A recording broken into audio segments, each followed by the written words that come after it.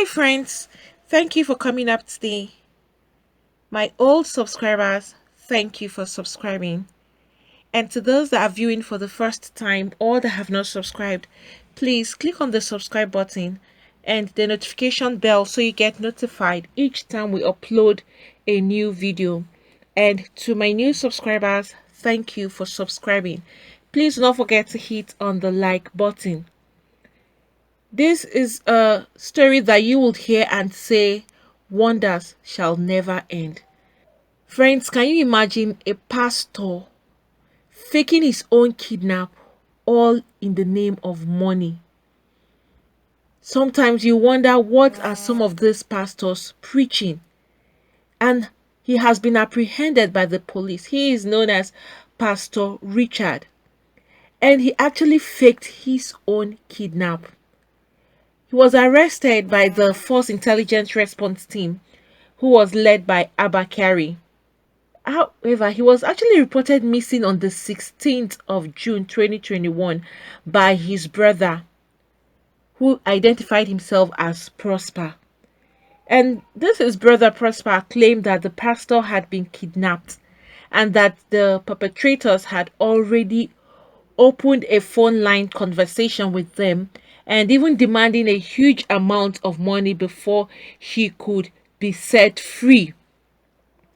See the kind of scam someone who calls himself a man of God would venture into.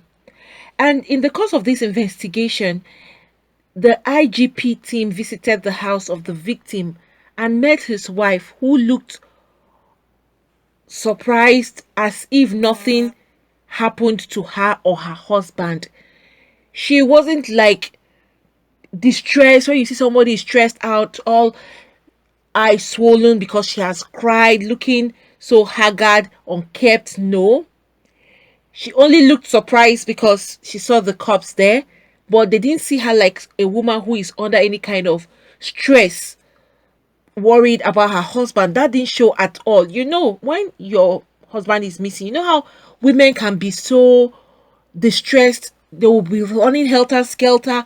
You will see them so haggard because they are worried. They don't even know what has happened to the husband. But for the wife of this pastor, the reverse was the case.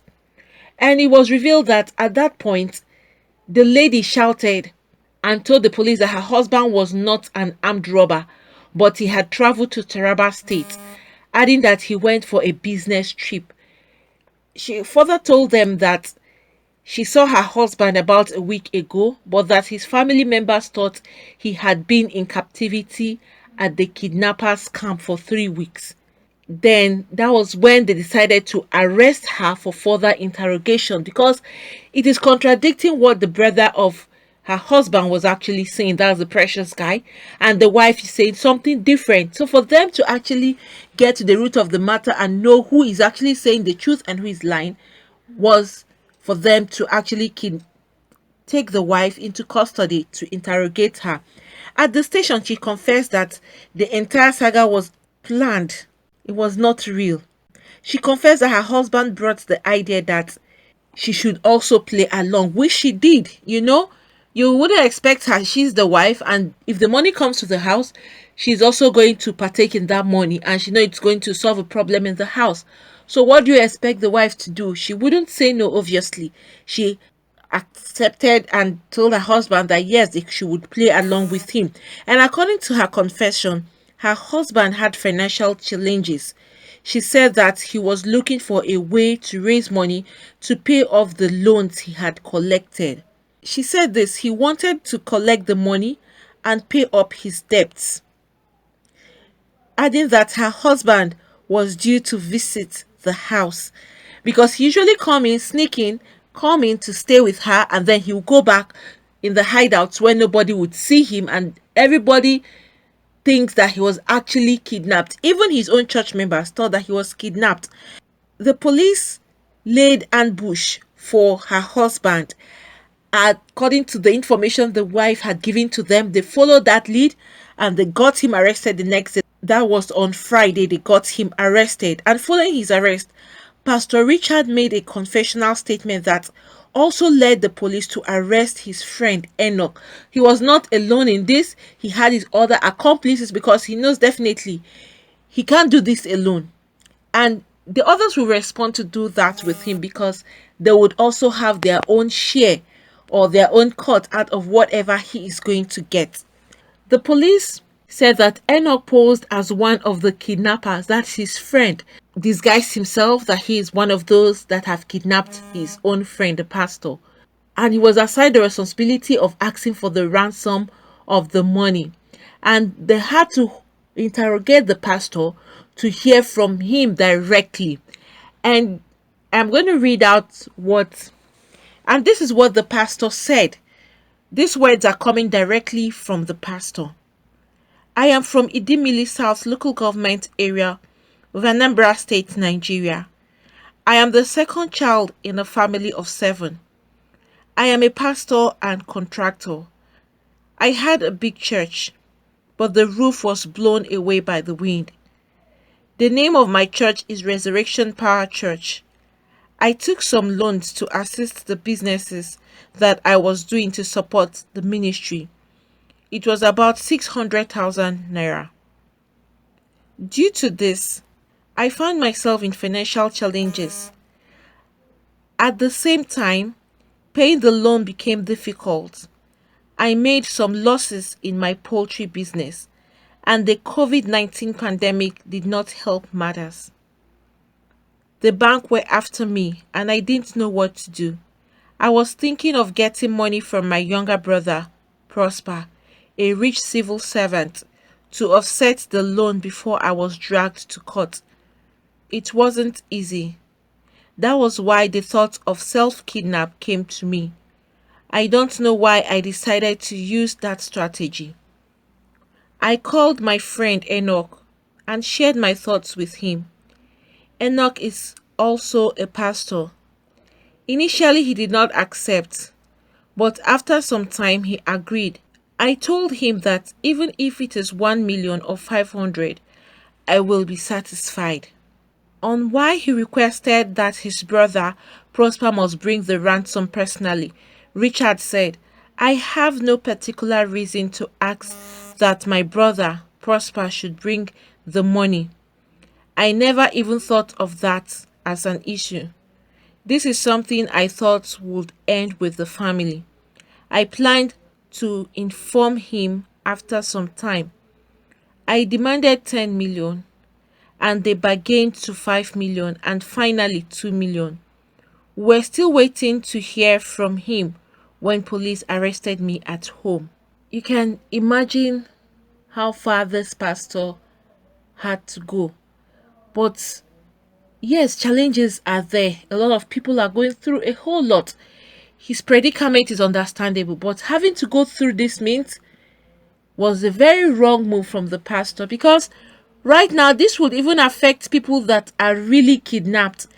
Somebody who has been really kidnapped and come out now to start saying I've been kidnapped, it will raise eyebrow. People don't know that when they fake things like this, it affects people that are even true. Things that are happening right now are very, very alarming. The rate of kidnap has increased. People have used that as business strategy.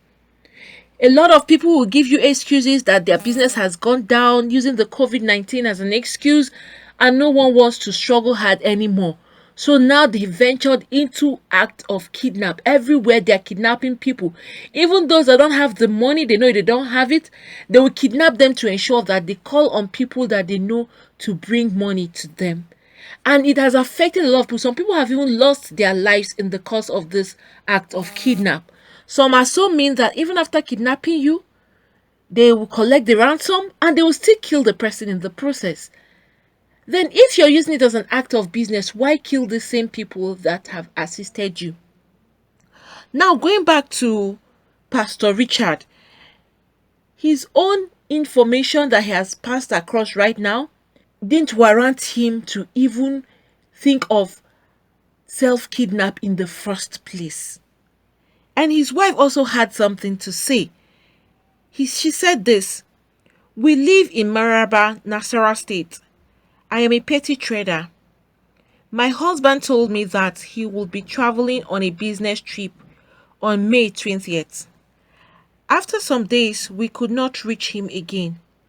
I called his brothers and explained to them. They said I should relax, that he will come. It took about 3 days before someone called to say that my husband had been kidnapped and they were demanding 10 million. After a week, he came back. I met him as a pastor and was taught to be submissive. I was just submissive. It is not about love, but obeying the word of God. I don't have any words to justify myself.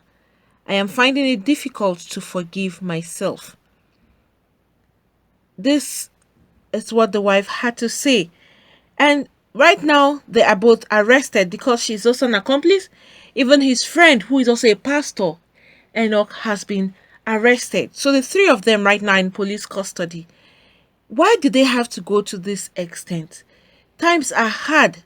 Situations have really gone bad. All right, he claimed that he has a brother, Prosper, is a very rich man, but the only way he could get money from him was to lie to him because he tried to get money from his brother and that didn't go down well for him. And he had to use his plan B, which was self-kidnap. Please, people should not go into acts to scam people and get money from them. You would only spoil chances for other genuine people. Some people may end up being kidnapped, and then when they call on the cops, they may say it's only a scam or it's fake again. And then people that they want to go and rescue, they can't go to rescue them because the idea of people using it as a business is now ringing in the minds of those police people. And again, it goes to family members. If you're in a position to help, or you are in a better position than your other brother or sister, please stretch out your hand to help the person. There is nothing as good as you lifting somebody who is already falling, especially when you know you have the capacity to do that.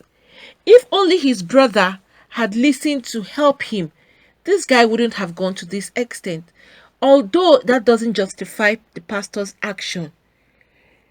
That's to tell you that these pastors too are human beings. They fail as much as every human being would fall. But you as a pastor should even know better. You can imagine it's even him and his fellow pastor that decided to make this whole plan. That is not nice at all. Owing to the fact that, one, he is a man of God. You lead by example. All right, what has he done now? He has just tarnished his own image. How will his congregation look at him? How will they listen to him? You know, when people are doing this, they tend to forget the consequences. They tend to forget to put A and B. What if? When that what if comes into play, you would end up holding your step back to think twice before you take action. For the fact that kidnapping is reigning everywhere, you see people being kidnapped, children are being kidnapped all for ransom.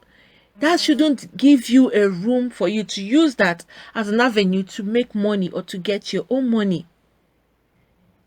Real people that are kidnapped today, some of them don't even come back home alive.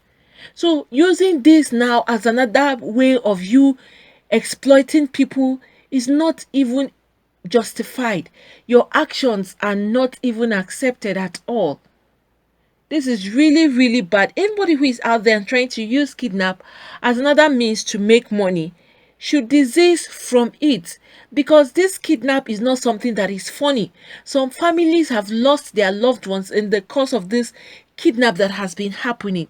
And so when they see people using it now as a game business and as something of fun to exploit people, it's really heartbreaking and so disheartening that people would now use something that is taking the lives of loved ones away from their families. You use it as another means to scam people. That is really, really bad.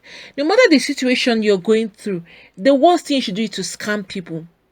Some will go and open a fake funny page, use their kids as a bet that their kid is having this kind of illness. If they don't pay this ransom, the child will die. And all lies, all in the vain to get money. People should desist from things like this. There's nothing as good as being honest and sincere. Okay, your brother has refused to give you the money. There should have been other people you'd even go round, rally round. You don't have to get the whole money from one person. Times are really hard. People are facing difficult times. At least he would have even gone round to different people, get the little he can get, and even try to pay the bank with whatever he has gotten. At least when the bank sees he's making effort, they may try to respond and pull back whatever they wanted to do with him, or with the fact that he was unable to pay on time. This is a no-no for the pastor. There is nothing that would justify this action of his. Well, we don't know how their sentencing will go, if they'll be charged to court. But right now, both the pastor, his wife, and his pastor friend are all in the police custody. It's such a pity that things got so bad and the only option he had was the self-kidnap. So that is the wife, the pastor friend Enoch, and the pastor Richard. 3 of them are arranged there before the public, and it's so shameful because these are men of God. And you will now ask, what do you now tell your congregation? What will you preach to your congregation? Times are difficult and it has pushed a lot of people into doing very horrible things. But please, people should not use the economic situation as a yardstick to carry out horrible acts like this. It shouldn't be. These are acts that have killed so many people. That shouldn't be used as another avenue for business or to raise money. Please, if you're out there and you're thinking of using kidnap as a business, think twice and ask yourself, what if you're caught? Will you be able to face the consequences? Friends, what do you all think regarding this? This pastor and his pastor friend and his wife also all in this together, faked kidnap to get money. Do you think he's justified to use this as a means of raising money, since his rich brother, whom he claimed that was the person he had hope on to get money from him, but unfortunately he couldn't get the money, and the other alternative was self-kidnap? Are his actions justified? If you feel he was justified or not, whatever you think, please you could put that down at the comment section. Thank you for coming up today. Please don't forget to hit on the like button. Also subscribe and hit the notification bell so you get notified each time we upload a new video.